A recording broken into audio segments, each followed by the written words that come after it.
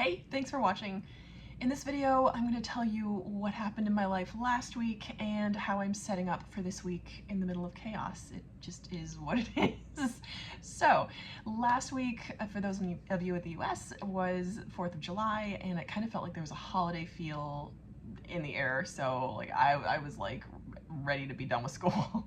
So the holiday was Thursday, and Monday through Wednesday I feel like we're kind of a wash, but I mean we were still working, so we're still going through the routine. But when I got to daycare on Wednesday, it was like I was just done. Like I was done with it. The other teacher was like, I can feel you're ready for vacation, and I'm like, I'm ready for vacation. So that's the daycare where my daughter goes, and I work in the co-working space that is attached, which is a really nifty setup. So I have my notes here, so bear with me as I look down. So Thursday was a holiday, and it was just so nice to have sort of a super long weekend. So it was kind of like Wednesday evening. So Wednesday, Thursday, Friday. So Thursday, Friday, Saturday, and Sunday were off. So full 4-day weekend. It was really nice. So we did next to nothing on Thursday. I wanted to do all of my chores on Wednesday, like finish my homework on Wednesday to be able to have the day full day off on Thursday, which is exactly what happened. So my husband and I kind of took turns watching our daughter during that time. So he let me sleep in, and then I took over. She's waking up at like 5 a.m. this morning, like in the morning. It's insane. She goes to bed. We start the routine at like 6:37, and then she's usually asleep by about 8:39, but she wakes up crack of dawn at 5 a.m., which is a pain. Wish she would at least sleep till like 6, but it rarely happens. So we'll switch off. Usually he will get up with her, and then I'll wake up, and then on Thursday, as we had the day off, I woke up and relieved him, and he was able to kind of take some time off and chill. And then I made lunch, and then finally around 4 p.m. we got it together, because she's very good like that. She put on her shoes and brought us our shoes and was like, guys, we need to get outside. So it's like, yes, we do. So we went out to a park by us and had some fun. There was like sand. It was a sandy park. So it took her a while, but eventually she was okay with walking around barefoot in the sand. Sand in the city freaks me out because I think about like toxoplasmosis, but I just kind of have to get over it and then make sure that we all wash really well when we get home. So she enjoyed the park, and then we kind of took a detour through the lake, which has turtles in Central Park. So she loved seeing the turtles, and they come close to you if you kind of look over. There's certain like little coves where they come, you can watch them swim, and she loved that. So that was a lot of fun. We were home by 5:30. We were showered, in bed, and sleeping by 8. So the fireworks started at 9.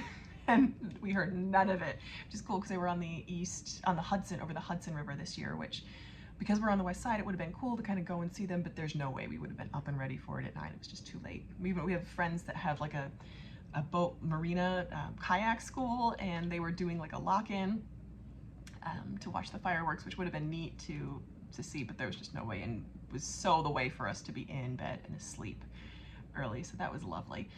On Thursday. Friday was Friday was fun.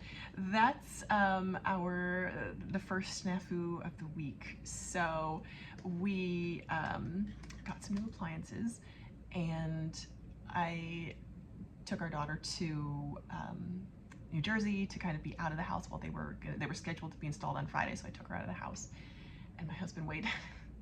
I get a text there, the delivery window was 9 to 12, which was perfect. They came at 9:35, which was excellent. I was like, oh, this is great. It's gonna be smooth. I'm gonna have brand new appliance. It's great. Texts me at like 10:30 and was like, okay, there's a problem because we got a new dishwasher, and it turns out the old dishwasher was hardwired into the electric system, so they would need an electrician to come out and install it. So that was snafu number 1. Snafu number 2 was they took out the stove and installed that, and it turns out there wasn't enough power to power the new stove, so they went to go plug in the old stove, and that didn't work either. So, which it's summer in the city and electric demand is super high, so I understand that's probably part of what happened.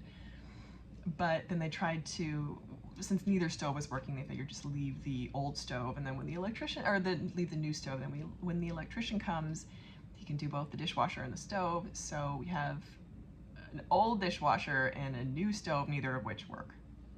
So that was a lot of fun. We do have a working microwave though, which is the only appliance that works. It's a combination microwave and air fryer, which I've never had an air fryer, so I'm excited to learn how to use it. I don't, so it's something I have to learn. So that's on my list to do this week, is to look that up. So I'm laughing because, well, it's like God telling me I need to take a break from cooking. So okay, because now we have no working appliances.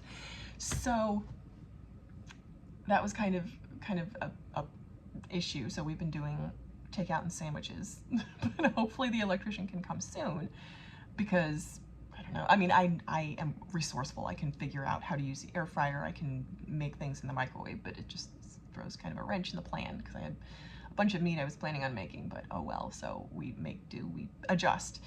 So that's what happened on Friday. That was how our Friday was spent.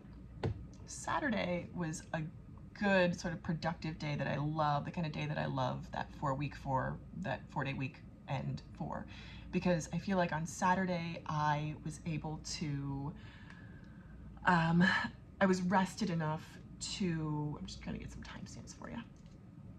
I was rested enough to do some decluttering, and then I really wanted to stop at Daiso, the Japanese dollar store, and get some organizing stuff. So I did that first thing in the morning to avoid the crowds, which was brilliant because there was no one there, which was amazing. Normally it's mobbed. So it was really lovely to just be able to browse and pick up random things, or specific things that I needed for organization, specifically papers. They have these nylon pouches that are just amazing. And also I got some like toys and like sensory things for my daughter, which is something else I'm trying to work on, being more interactive with her.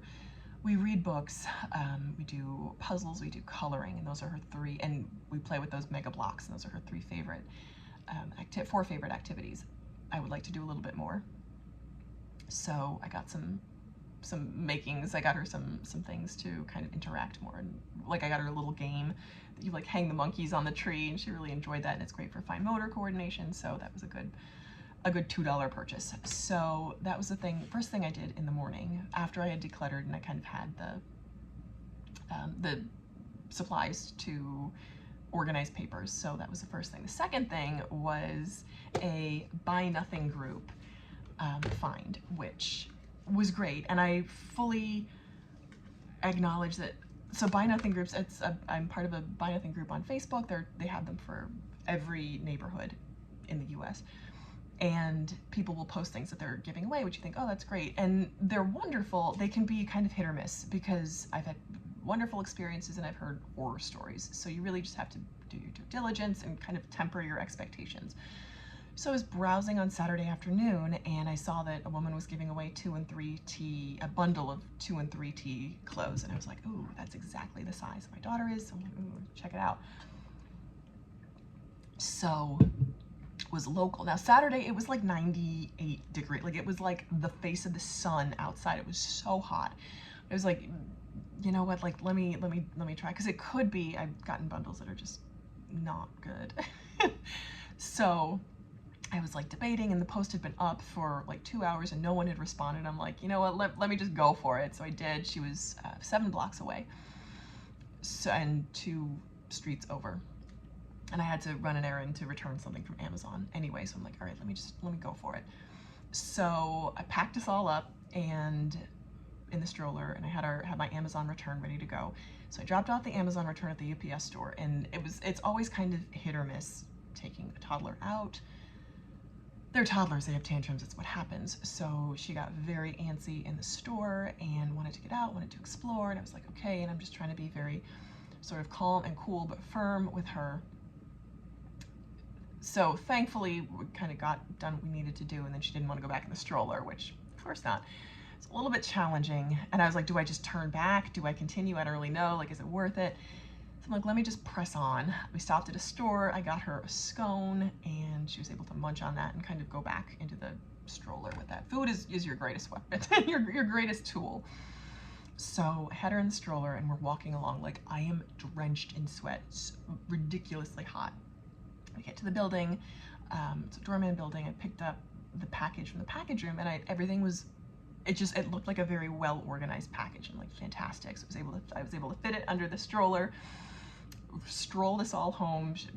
Thankfully, my daughter was great the whole way home, which is great. So I got home and then like kind of immediately went through and processed everything. And it was like, when I say gold mine, like it was amazing. There were really great brands. It was like Baby Gap, Hannah Anderson, Zara, Mini Bowden,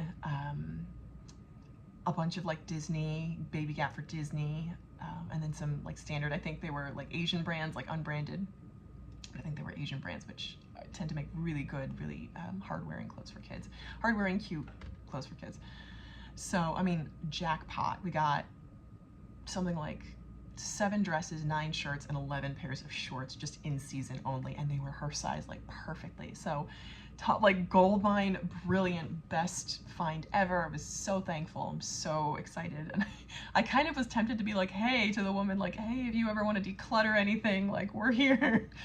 But I just kind of, I'll keep an eye out. So, I mean, that was great. Great find on Saturday, and I'm still kind of processing everything that we have there. Now I'm kind of mixing and matching that with her stuff. Because let me tell you, that is probably my biggest ongoing challenge right now, is beating back clutter. That's just the story of my life at this point. We live in a 765 square foot apartment. There are 3 of us. Like, it is just an ongoing challenge to make sure that we are staying on top of clutter and organizing. Everything has a home. Everything goes to its home at the end of the day. That is sort of my mantra, and that's what I try to do. We have like hot spots. The dining room table, the living room table behind me, you can see, is the biggest challenge right there. So that's probably my single biggest challenge next to meal planning. So that's what happened last week. So set up for this upcoming week. And that's something I've seen a couple people do those types of videos. Nancy Karnas does those Saturday, Sunday setups, which I love because I like being prepared for the week, and I like having a routine and a structure to use as a framework to get ready for the week. And it kind of, for me, helps ward off those Sunday scaries. Sometimes you don't even feel like doing anything and you don't have the energy to do that, because I'm fully aware that I'm coming off of a 4-day week and I feel fairly rested, which is good. But sometimes, like, barely have enough time to breathe, and the idea of like a routine is just completely out of the realm of possibility. But when possible, I like to encourage myself to do some sort of standard things that help me feel prepared to face the week ahead. So my routine for Sunday is kind of 5 things. I'll do laundry, make sure I'm on top of laundry, which I tend to be pretty good about. My husband and I are both really good about that. Make sure we have outfits chosen for the next day. Wipe down the fridge, clear the dining room table, which is a task, and clear the floor if possible, because again, that's another task. But again, we've been pretty good about staying on top of that. So that is my strategy for setting up the week ahead. I don't always get it done, but when I do get it done, I feel good, and I remember how good that feels. So that is my strategy for the week ahead. I have a dentist appointment next week, and we're potentially going down to Delaware for the weekend. Potentially, maybe. So that's what we have coming up this week. Everything else is sort of up in the air. So that's what I got going on. Let me know what's going on in your life. I love hearing from you guys too. Thanks for watching.